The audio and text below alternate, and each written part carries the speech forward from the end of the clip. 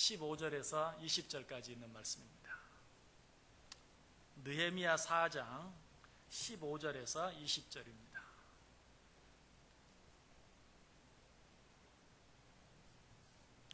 느헤미야 4장 15절에서 20절까지 제가 대독해 드립니다.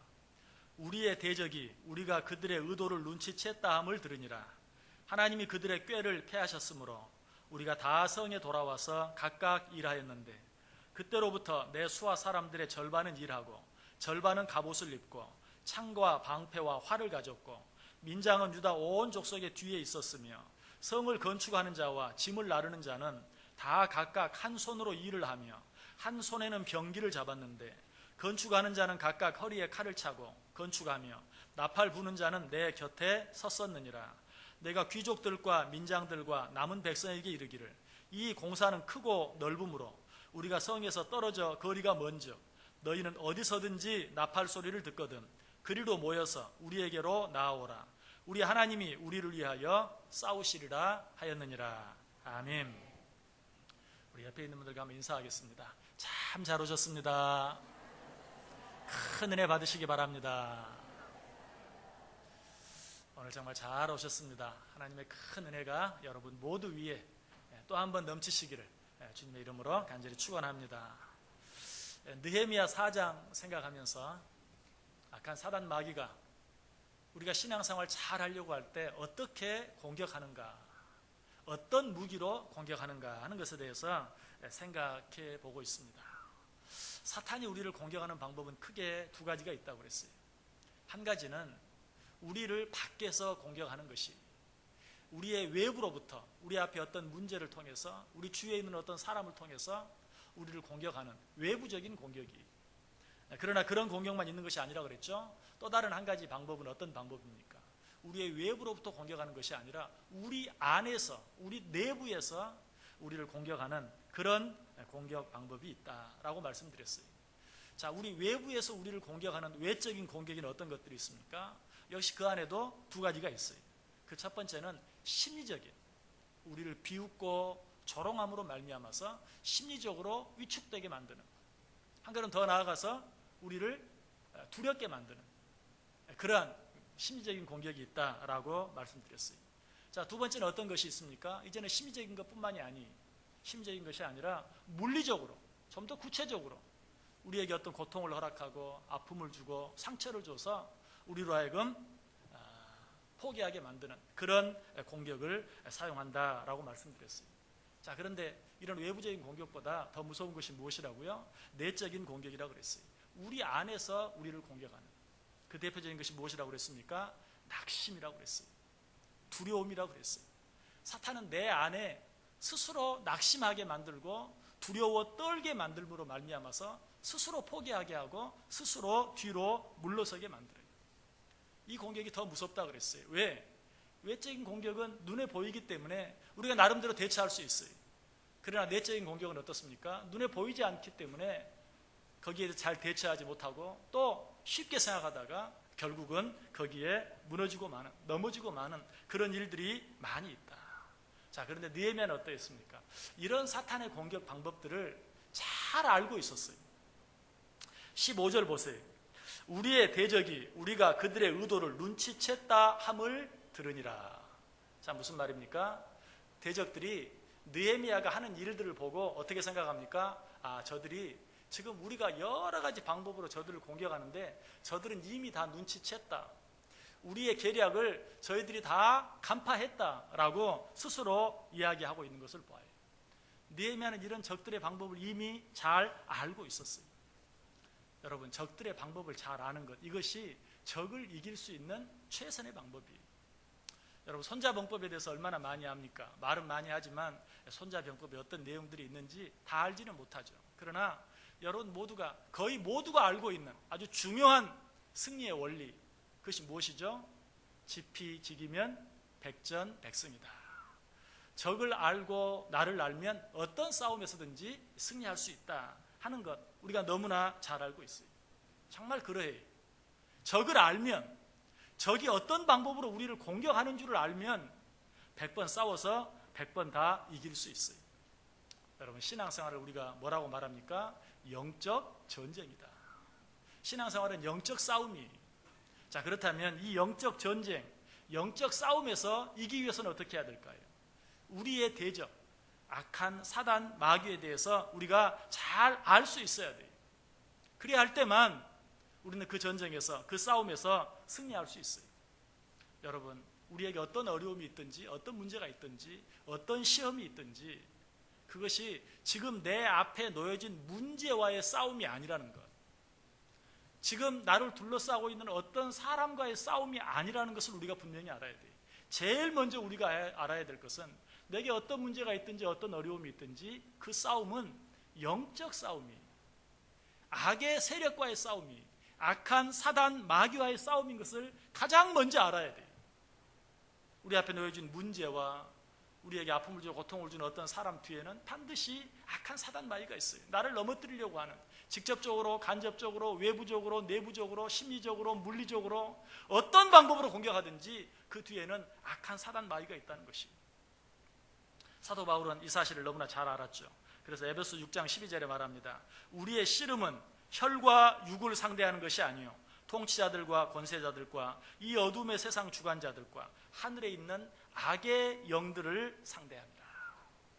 우리 싸움은 내 눈앞에 있는 어떤 문제들과의 싸움이 아니다. 우리 싸움은 내 눈앞에 있는 어떤 사람과의 싸움이 아니다. 그 뒤에 있는 악의 권세들과의 싸움이다. 악한 영들과의 싸움이다 라고 이야기하고 있습니다. 여러분, 그러므로 이 싸움에 이기기 위해서는 먼저 내 적이 무엇인지를 분명히 알아야 되고 그 적이 어떤 방법으로 우리를 공격하는지 빨리 파악할 수 있어야 돼요. 우리는 세상을 살아가면서 육적인 일들에 대해서는 굉장히 민감해요. 예를 들면 물가가 조금 오른다 그러면 얼마나 거기에 대해서 민감하게 반응하는지 몰라요. 아, 물가가 올랐어. 요즘 시장 가면 날마다 달라. 사실은 뭐 거의 눈에 띄지 않을 만큼 달라졌는데도 얼마나 거기에서 민감하게 느끼고 반응하는지 몰라요. 우리 자신의 육신의 건강에 대해서도 그래요. 어디가 조금만 안 좋으면 얼마나 민감하게 반응하는지, 얼마나 염려하고 걱정하는지, 얼마나 빨리 병원에 찾아가고 또 얼마나 빨리 약을 먹는지 몰라요. 그러나 무엇에 대해서는, 우리의 영적인 것에 대해서는 너무나 둔감해요. 아니, 느끼면서도 그냥 뭐 괜찮으려니 조금 지나가면 괜찮겠지 하고 무시하고 지나가 버리려고 할 때가 너무나 많아요. 여러분, 이런 상태로는 우리가 우리 악한 대적들과의 싸움에서 이길 수 없어요. 왜? 우리 악한 대적들은 물리적인 어떤 문제가 아니라고 그랬어요. 눈앞에 보이는 어떤 사람이 아니라고 그랬어요. 영적인 세력들이라고 그랬어요. 그러므로 영적으로 민감하지 아니하면, 영적인 일들에 대해서 민감하게 반응하지 아니하면 절대로 악한 영들과의 싸움에서 승리할 수 없는 것이에요. 느헤미야는 이 사실을 분명히 알았어요. 그래서 영적인 이런 공격들에 대해서 아주 민감하게 반응합니다. 14절 보세요. 내가 돌아본 후에 일어나서 귀족들과 민장들과 남은 백성에게 말하기를 너희는 그들을 두려워하지 말고 지극히 크시고 두려우신 주를 기억하고 너희 형제와 자녀와 아내와 집을 위하여 싸우라. 느헤미야는 간파했어요. 지금 악한 사단 마귀가 산발락과 도비야 등 여러 사람들, 여러 민족들을 통해서 우리를 공격하고 있다.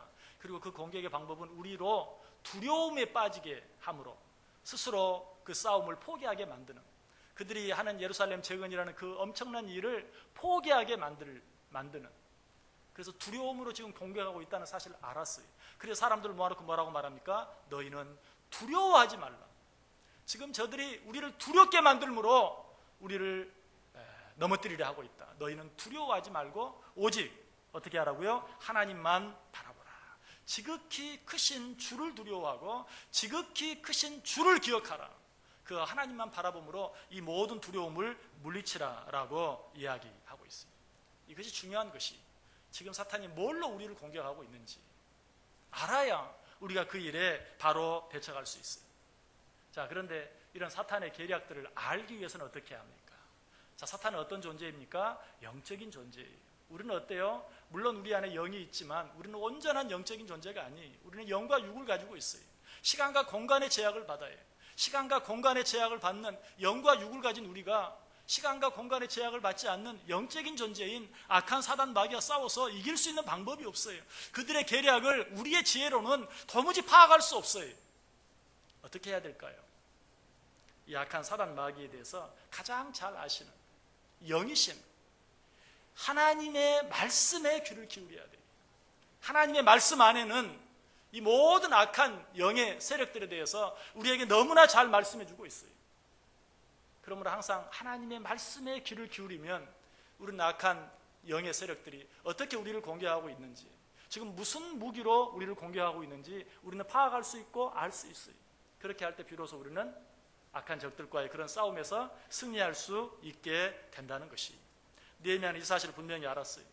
15절 보시기 바랍니다. 우리의 대적이 우리가 그들의 의도를 눈치챘다 함을 들으니라. 하나님이 그들의 꾀를 패하셨으므로 우리가 다 성에 돌아와서 각각 일하였는데. 자, 느헤미야가 악한 적들의 방법이 무엇인지, 그들이 지금 어떻게 우리를 공격하고 있는지 알고, 너희는 두려워하지 말고 어떻게 알아? 그 모든 것들을 알고 그 모든 것들을 너희에게 이길 수 있는 하나님을 바라보라, 하나님을 기억하라 라고 했을 때 하나님이 어떻게 하셨어요? 그들의 꾀를 패하셨다라고 말씀하고 있어요.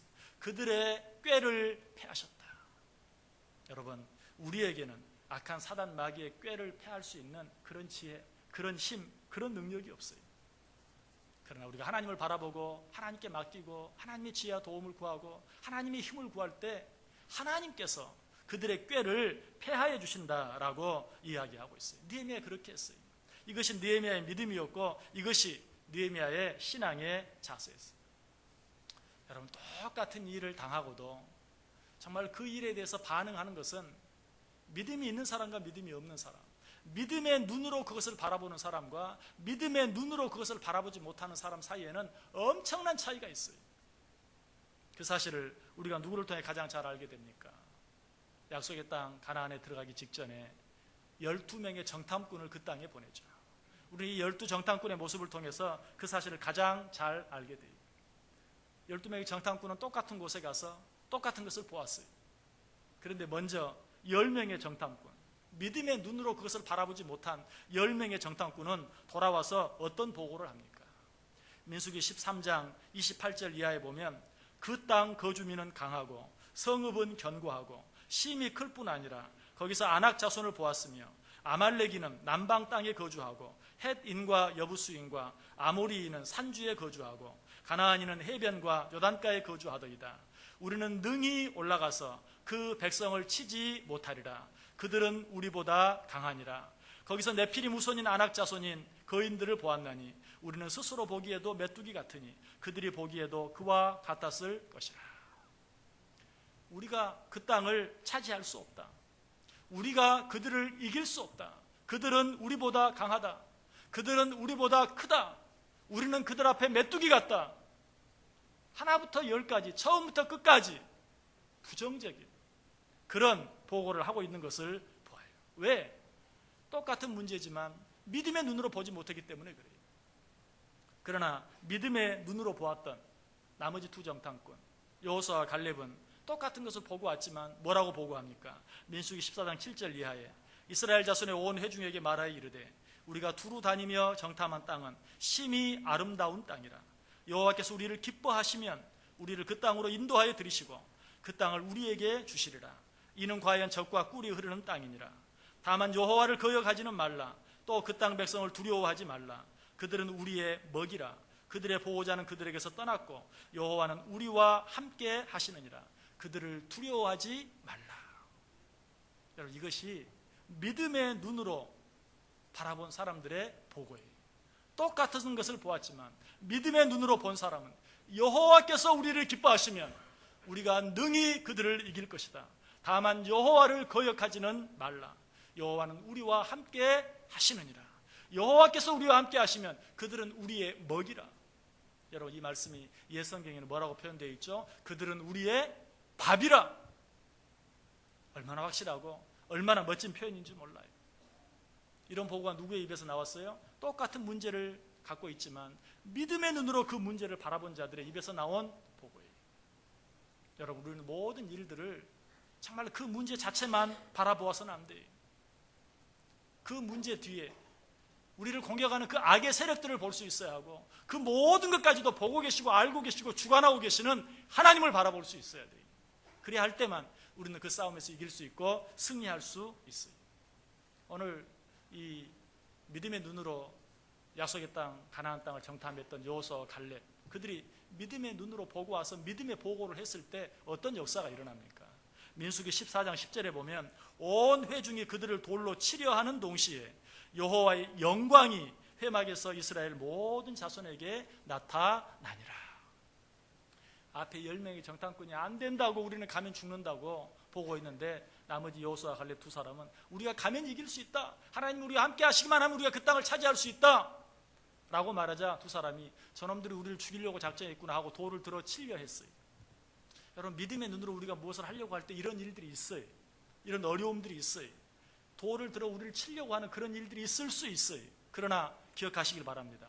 그와 동시에 어떤 일이 일어났는가?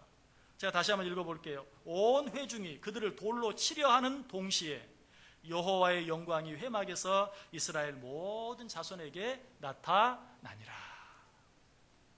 여러분, 믿음의 눈으로 바라보고 무슨 일을 하려고 할 때 돌로 쳐 죽임을 당할 것 같은 어려움, 위협, 두려움 가운데 처할 수 있어요.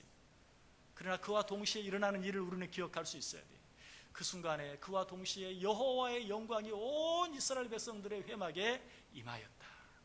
여러분, 이런 놀라운 하나님의 영광이 우리 가운데 임하는 것을 체험하기를 원하십니까? 돌을 들어 치려 하는 것을 두려워하지 않을 수 있는 믿음의 자세가 필요해요. 돌을 들어 우리를 치려 한다 할지라도 육신의 눈으로 그것을 바라볼 것이 아니라 믿음의 눈으로 그것을 바라볼 수 있는, 그 뒤에서 그 모든 것들을 보고 계시고 이미 알고 계시는 하나님을 바라볼 때 비로소 우리는 그 싸움에서 승리할 수 있고 그 하나님의 놀라운 영광을 체험할 수 있다는 것입니다. 우리는 항상 우리 앞에 있는 그런 문제들의 그 급에서는 안 돼요. 그 모든 일들을 바라보고 계시는 하나님을 바라보고 그 하나님께 맡길 수 있어야 돼요. 사람을 바라보고 문제를 바라보면 우리의 일평생을 그저 그 문제에 끌려다니며 사람에 끌려다니며 그 문제를 해결하기에 급급한 삶을 살 수밖에 없어요. 우리 인생 전체를 문제를 해결하는 데 소비할 수밖에 없다는 것이. 그런 하나님을 바라보면 어떻습니까? 문제를 해결해 주시고 문제 가운데 역사하시고 그 문제 가운데 당신의 영광을 드러내 주시는 그런 하나님의 능력을 우리가 친히 체험하게 된다는 것입니다. 위대한 설교자였던 스펄전 목사님은 그래서 이렇게 말했어요. 나는 지난 20년간 하나의 중요한 삶의 원리를 적용함으로 한 번도 낙심하지 않았다. 그 원리는 세상이나 사람을 바라보지 않고 여호와 하나님만을 바라보는 것이다. 문제를 바라보고 사랑을 바라보는 흔들릴 수밖에 없지만 변하지 않는 하나님을 바라볼 때 나는 여러 가지 많은 일들이 있었지만 한 번도 낙심하지 아니하고 승리할 수 있었다라고 위대한 설교가 스펄전은 고백하고 있어요. 느헤미야도 그러했어요.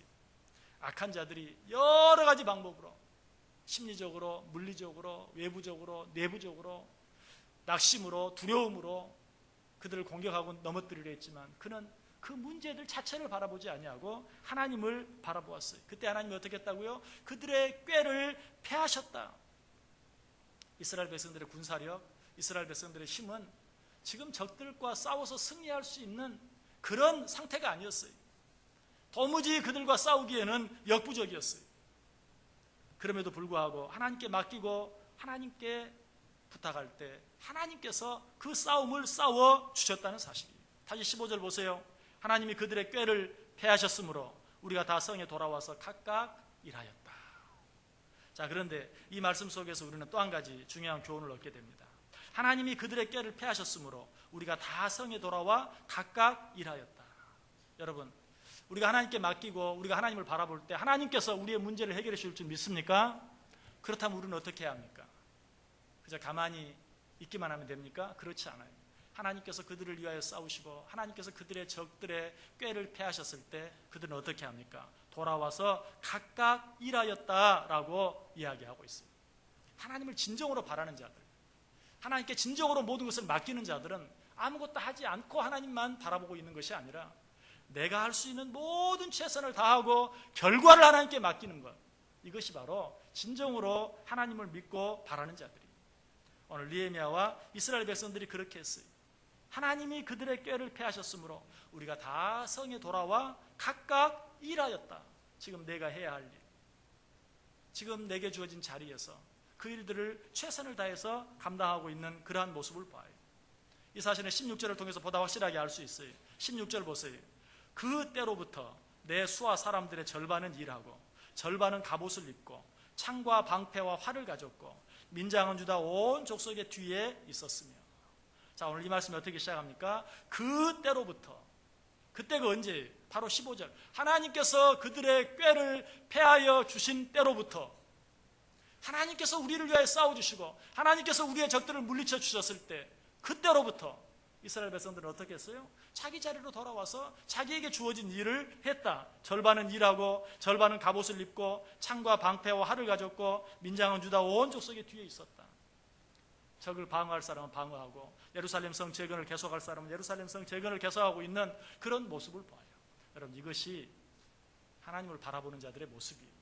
전적으로 하나님을 의지하고 하나님께 모든 것을 맡기는 자들의 진정한 모습이에요.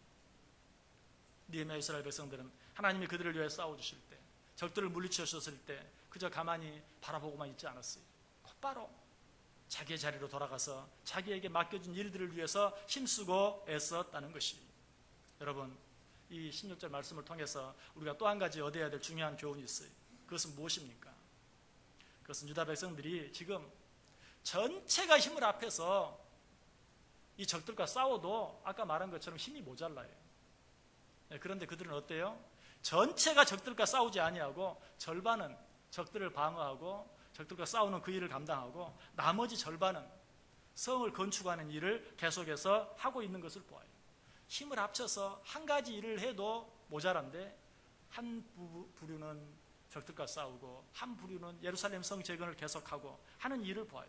왜 그렇게 했을까요? 여러분, 지금 그들에게 당면한 문제는 무엇입니까? 적들로부터 자기를 보호하는 일이, 적들의 공격으로부터 자기들을 막는 일이. 그러나 그들은 무엇을 위해서 그 땅에 왔습니까? 예루살렘 성 재건을 위해서 그 땅에 왔어요. 그들이 마땅히 해야 될, 꼭 해야 할 일은 예루살렘 성을 재건하는 일이에요. 그러나 지금 그들의 상황이 너무 급하게 적들이 그들을 노리고 있어요. 그들을 공격하려고 해요. 그들과도 싸워야 돼요.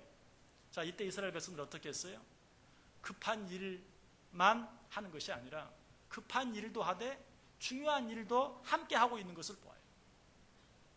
여러분, 이것을 통해서 우리가 어떤 교훈을 얻어야 합니까? 우리가 이 세상을 살아가다 보면 너무나 급하고 다급한 일들을 많이 만나게 돼요.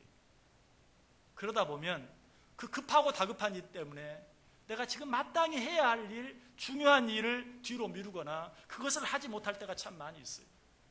우리 혼자서만 그 일을 한다면 그렇게 할 수밖에 없어요. 지금 너무 급한 일이 있어요. 너무 다급한 일이 있어요. 발등에 떨어진 불부터 꺼야죠. 그러나 우리는 우리 혼자 싸우는 자들이 아니, 누구와 함께? 하나님과 함께 싸우는 자들이. 하나님이 우리와 함께 계세요. 하나님이 우리를 도와주세요. 그러므로 우리는 하나님께 모든 것을 맡기고 하나님이 도와주시면 모든 것을 할 수 있다고 믿는 자들이. 그러므로 지금 눈앞에 놓여진 그 급한 일도 하지만, 그러나 내가 지금 마땅히 해야 될 가장 중요한 일, 가장 우선적인 일도 절대로 미루거나 포기하지 않는 것이, 이것이 진정한 믿음의 태도예요. 예를 들어 설명해 볼게요. 우리가 신앙생활하면서 가장 기본적이고 가장 중요하고 어떤 일에도 양보해서는 안 되는 일, 어떤 일이 있습니까? 그 한 가지로 주일 성수를 이야기할 수 있어요. 우리 한국교회가 이런 위기를 맞고 있는 중요한 이유, 가장 근본적인 이유가 무엇일까요? 주일 성수를 이젠 우리 한국 초대교회 성도들처럼 귀하게 여기지 않는 것이, 중요하게 여기지 않는 것이, 급한 일 있으면 그저 뒤로 물러날 수도 있는, 양보할 수도 있는, 포기할 수도 있는 그런 일 가운데 하나가 되어버렸어요. 여러분, 그러나 오늘 이 느헤미야와 이스라엘 백성들의 모습을 보면 그렇지 않았어요. 지금 자기들의 생명이 경각에 달려있어요. 적들이 위협해요. 공격해요. 그러나 그 일을 하면서도 그들이 거기에 온 근본적인 목적, 그들이 지금 마땅히 해야 될 예루살렘 성을 재건하는 일도 포기하지 않았어요. 어느 한 가지 일을 하기에도 부족하지만 그러나 그들은 믿었어요. 우리가 믿음 안에서 믿음의 우선순위를 지키면서 이 일을 해나간다면 하나님께서 우리와 함께 하시고 하나님이 우리를 도와주실 것을 분명히 알았던 것입니다. 우리도 그렇게 할 수 있어야 돼요. 8월 휴가철이 되었어요. 너도 나도 휴가지로 가는, 휴가도 가야죠. 쉬기도 해야죠. 그러나 여러분, 주일 성수하는 일만큼은 어떤 일에도 포기하거나 양보하지 않겠다 하는 그런 마음의 다짐과 각오를 가져보세요. 예전 우리 믿음의 선배들은 토요일 날도 쉬지 않고 일할 때에도 주일 성수했는데 요즘은 토요일을 쉬게 하는데도 정말 그것 때문에 더 주의를 지키지 못하는 그런 안타까운 모습들을 우리가 너무나 자주 봐요. 여러분, 이런 일들 앞에서 내가 지금 절대로 양보해서는 안 될 가장 중요하고 우선적인 일이 무엇인가? 여러분, 내가 그 일을 위해서 수고하고 했을 때 다른 일들, 지금 내 눈앞에 놓여진, 지금 하지 않으면 안 될 것 같은 이 모든 거 다 내려놓고 그 일을 하지 않으면 안 될 것 같은 그 급하고 어려운 일까지도 하나님이 책임져 주신다는 것이. 느헤미야 이스라엘 백성들이 이 사실을 알았어요. 그래서 그렇게 하고 있는 것이. 또 한 가지, 우리가 신앙생활하면서 절대로 포기할 수 없는, 미루어서는 안 되는, 양보해서는 안 되는 일이 어떤 일이 있습니까? 주일 성수와 더불어서 11조예요. 10의 1조는 하나님이 내 것이라고 말했어요. 그것만큼은 양보할 수 없다고 그랬어요. 어떤 일 때문에도 바꿀 수 없다고 그랬어요.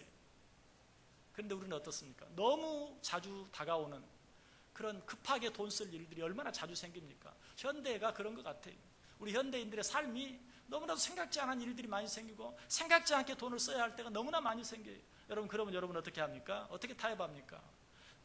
너무 급하니까 올해는 11조 건너뛰자, 이달은 11조 건너뛰자, 그러는 분들은 많지 않아요. 어떻게 합니까? 내가 11조 안 하겠다는 것 아니고 하기는 하는데 좀 너무 급한 일이 있으니까 뒤로 미루고 순서를 좀 바꾸어서 먼저 급한 불부터 끄고. 여러분, 이것은 진정으로 하나님을 믿고 바라는 자들의 태도가 아니에요.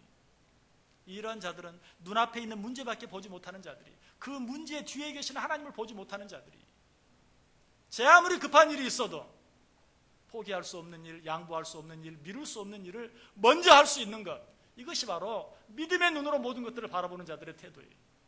오늘 이스라엘 백성들이 그러했어요. 자기들의 생명이 경각에 달린 것만 보지 않았어요. 그들이 무엇을 위해서 그 땅에 왔는지, 그들이 결코 포기해서는 안 될 일이 무엇인지, 결코 뒤로 미루어서는 안 될 일이 무엇인지를 생각하고 한 일을 다 힘을 앞에서도 하는 해도 모자를 파네. 그러나 그 일들을 같이 동시에 그 일들을 행하고 있는 것을 보여요.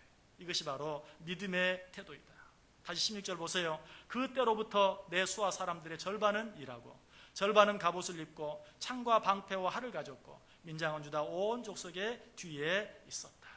자신만을 바라보고 사는 자들은 이럴 수 없어요. 그러나 하나님을 바라보며 사는 자들은 이렇게 할 수 있어요. 믿음의 눈을 가진 사람은 제 아무리 다급한 일을 만나도 내가 마땅히 해야 될 하나님께서 나에게 맡기신 일, 하나님께서 원하시는 그 일을 중단하지 않아요. 미루지 않아요. 그 일을 계속하면서 급한 일을 해요. 아니, 오히려 더 급하고 어려우면 어려울수록 하나님의 일 먼저 하고 급한 일은 더 나중에 하는, 하나님 앞에 먼저 엎드리고 급한 일은 더 천천히 하는 그런 믿음을 가지고 있어요. 이것이 진정한 믿음의 삶이요, 진정한 믿음의 태도인 것을 오늘 우리에게 가르쳐주고 있어요. 왜 그렇습니까? 우리는 어차피 내 힘만 가지고는 무엇을 다 할 수 없어요. 우리는 어차피 내 힘만 가지고는 악한 적들을 이길 수 없어요. 그것을 아는 것이 믿음이에요. 그러므로 급하면 급할수록 더 하나님 바라보고 더 하나님 의지하고 더 하나님께 엎드리고 더 하나님의 일에 충성하는 것, 이것이 바로 진정한 믿음의 태도라는 사실. 이런 느헤미야와 이스라엘 백성들의 태도는 17절 이후에도 계속해서 나타나고 있어요. 17절과 18절 보세요. 성을 건축하는 자와 짐을 나르는 자는 다 각각 한 손으로 일을 하며 한 손에는 병기를 잡았는데 건축하는 자는 각각 허리에 칼을 차고 건축하며 나팔 부는 자는 내 곁에 섰었느니라. 자, 한 손에는 무기를 잡고 한 손에는 농기구를 잡고 한 손으로는 일을 하면서 또 한편으로는 적을 지키는, 적과 싸우는 그런 모습을 보게 되죠. 여러분, 우리가 지금 전쟁 가운데 있다면 우리가 어디에서 무엇을 하든지 적의 공격으로부터 자신을 보호할 수 있는 그런 무장도 해야 돼요. 그러나 제 아무리 급하고 어려운 때라 할지라도 하나님의 사람으로서, 하나님의 아들, 하나님의 딸로서 내가 지금 하지 아니하면 뒤로 미루어서는 안 될 어떤 일이 있는지 항상 바라보아야 돼요. 여러분, 지금 너무 급한 일이 있습니까? 너무 어려운 문제가 있습니까? 여러분, 잠시 그 문제로부터 눈을 돌리고 하나님이 나에게 맡겨주신 일이 무엇인가? 내가 지금 해야 할 일이 무엇인가? 그 일을 바라볼 수 있어야 돼요. 그리고 그 일을 함께 할 수 있어야 돼요. 여러분, 지금 우리의 처지가 어떠합니까?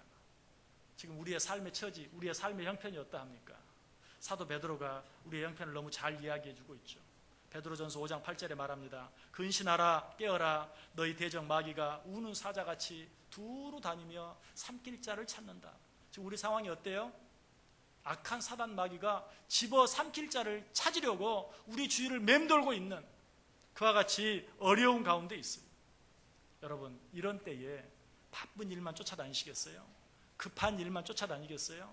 중요한 일은 뒤로 미루고 눈앞에 있는 일만 쫓아다니겠어요? 여러분, 그러다가는 정말 집어삼킬 자를 찾고 있는 악한 사단 마귀의 밥이 될 수밖에 없는 것이, 오히려 그런 때일수록 더 영적으로 깨어 있어야 돼요. 이 일에 대해 사도 바울은 우리에게 어떻게 권면합니까? 에베소 6장 10절 이하에 보면 너희가 주 안에서와 그 힘의 능력으로 강건하여 주고 마귀의 관계를 능히 대적하기 위하여 하나님의 전신 갑주를 입으라. 여러분, 너무 바쁩니까? 여러분, 너무 어려운 가운데 있습니까? 바로 그때가 언제입니까? 무엇해야 할 때입니까? 하나님의 전신 갑주를 입어야 할 때예요. 진리의 허리띠, 의의 흉배, 복음의 신, 믿음의 방패, 구원의 투구, 성령의 검으로 우리를 무장해야 할 때예요. 바쁠수록 우리는 이 일을 더 힘써야 돼요. 바늘 허리에 매어 못 쓴다라는 말이 있는데요, 급하면 급할수록 더 천천히 바늘귀에 실을 잘 집어넣어야 된다는 얘기죠. 그런데 이 하나님의 전신 갑주 가운데도요, 첫 번째 뭐가 있어요? 진리의 허리띠가 있어요. 여러분, 막 급하게 어딜 나가려고 생각해 보세요. 옷도 제대로 못 입고 막 허겁지겁 나가다가 바지가 쑥 내려가 버리면 어때요? 허리띠를 제대로 묶지 못해서 다 소용없어요. 급하면 급할수록 하나님의 전신 갑주를 진리의 허리띠로, 의의 흉배로, 복음의 신으로, 믿음의 방패로, 구원의 투구로, 성령의 검으로 머리끝부터 발까지 우리를 잘 무장해야 돼요. 그렇게 하면 싸움은 누가 싸워주세요? 우리 하나님이 싸워주세요. 오늘 본문 20절 뒷부분에 말합니다. 우리 하나님이 우리를 위하여 싸우시리라. 믿으십니까? 우리 하나님이 우리를 위하여 싸우시리라. 너무나 다급하고 급한 일이 있지만 먼저 하나님의 전신갑주로 나를 무장하고 내가 지금 해야 할 그 일, 하나님이 내게 맡기신 그 일, 가장 우선적이고 중요한 일, 영적인 일, 포기하지 아니하고 미루지 아니하고 그 일 감당해 나아갈 때 누가 우리를 위해 싸워주신다고요? 하나님이 우리를 위하여 싸우시리라. 예수님께서도 우리를 그래서 이렇게 권면하죠. 너희는 먼저 그의 나라와 의를 구하라. 그리하면 이 모든 것을 너희에게 더하시리라. 여러분, 여러분의 삶 너무 바쁘고 너무 힘들고 어쩔 때는 너무 고통스러운 일들이 많은 것 너무 잘 알아요. 여러분, 이런 일들 앞에서 어떻게 하시길 원하십니까? 먼저 그의 나라와 의를 구하시기 바랍니다. 하나님의 전신갑주로 여러분을 무장하시기 바랍니다.